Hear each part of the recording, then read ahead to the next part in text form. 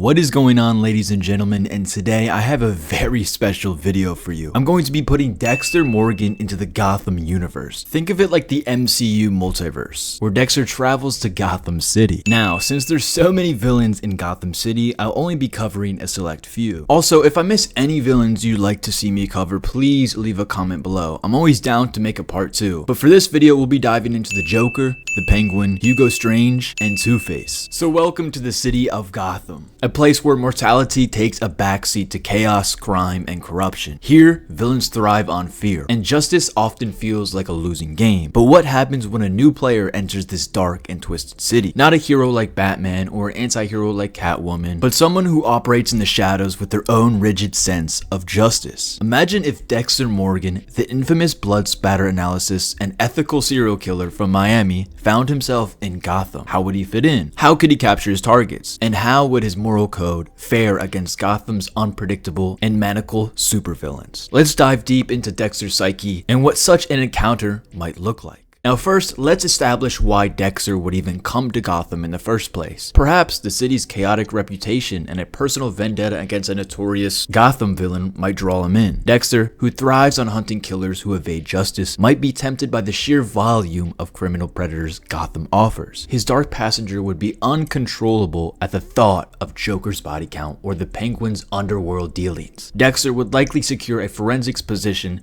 within the GCPD to gain insider knowledge on Gotham's crime wave while operating as a vigilante. And coming in at number 1, the first person that Dexter will be targeting is the Joker. Now, let's analyze it. First of all, Dexter needs a setup, like he does for all his victims in his main show. So Dexter might be drawn to the Joker because of his sheer disregard for human life. The Joker's mass killings for one, and the psychological torment of Gotham citizens are too extreme for Dexter to ignore. However, tracking someone as unpredictable as the Joker would be unlike anything Dexter has faced before. I mean, even the Batman himself has trouble tracking the Joker, and he's a billionaire with everything at his disposal. The Joker thrives on creating chaos, and his movements are erratic. So Dexter would begin by collecting forensic evidence from one of the Joker's crime scenes, perhaps maybe an abandoned carnival where Joker has just gassed an entire crowd. Using his expertise in blood spatter analysis and his sharp observational skills, Dexter would piece together Joker's escape route and identify a pattern in his movements. Dexter would exploit Joker's theoretical tendencies, predicting the location of his next big quote-unquote joke. Now, Dexter needs a plan. So, knowing the Joker's penchant for attention, Dexter would bait him by staging a fake vigilante attack. Perhaps Dexter may leak information to the media that a new quote-unquote killer is challenging Gotham's villains. The Joker is going to be unable to resist a challenge and would be drawn out because we all know the Joker. He loves a challenge. Dexter's methodical nature would shine here. He would prepare a secluded location, a twisted reflection of the Joker's own chaotic layers, with traps and contingencies for every scenario. And once the Joker arrives and Dexter gets him in a nice position that he needs to, he'll slip his needle into his neck. Now, let's get into the kill. So on the table, the Joker wouldn't beg or plead because that's just not the Joker. He would mock Dexter, trying to break him mentally. He might even laugh about how he's corrupted others, comparing himself to Dexter. But Dexter's focus would remain sharp. He would recite the Joker's crimes, each murder, each act of terror, while carefully wielding his blade. Despite the Joker's attempts to rile him up, Dexter would ensure the kill is clean and devoid of emotional outbursts, symbolizing his control over his dark passenger. But then again, this is the Joker we're talking about, and even in death, Joker might have the last laugh. Perhaps Dexter finds a hidden gas trap in the room, or a message mocking his moral code. Because if the Trinity Killer could have his last laugh, then the Joker could easily. Our second target for the video is the Penguin. The Penguin, Oswald Cobblepot, is a very different kind of villain, one who hides behind layers of legitimacy while orchestrating crimes from the shadows. Dexter would infiltrate the Penguin's world by getting close to one of his lieutenants. He might pose as a low-level criminal or even use his forensic expertise to frame someone in the Penguin's inner circle, creating chaos within the ranks. Now, Dexter would also exploit the Penguin's greed and vanity. He might pose as a corrupt businessman or even a forensic consultant, offering services that would allow him to access the Penguin's operations. Once Dexter is finally inside, Dexter would gather evidence of Cobblepot's crimes. So Dexter's plan for Penguin would be very long-term, to be honest. It would require a lot of patience. He would have to find a way to isolate Cobblepot from his vast network of bodyguards and resources, which is kind of hard. Perhaps maybe he exploits a rivalry within the Penguin's organization, creating a scenario where Penguin feels the need to meet someone alone. I don't know. Dexter would stage a fake assassination attempt or lure the Penguin into a secluded area, and then you know the rest. The kill. So on the table, Penguin would be far less cooperative than Joker. He might even try to bribe Dexter, offering money, power, or protection. But we all know that Dexter does not care about that stuff at all. All he cares about is the victim that's on his table right now. Target 3, Hugo Strange.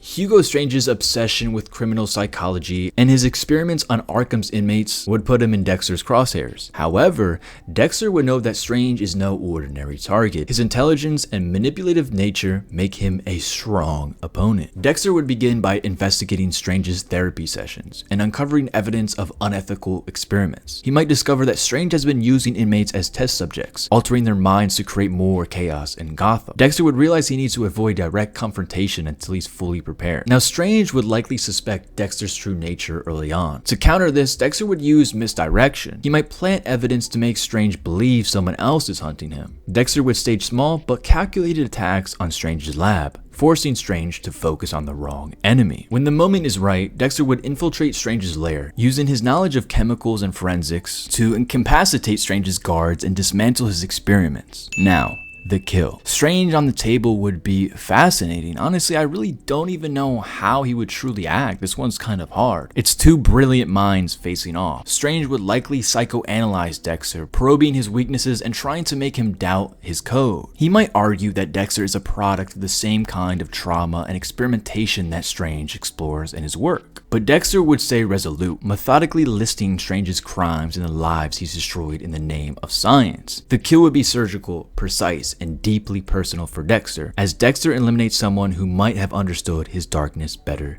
than anyone else. Target 4.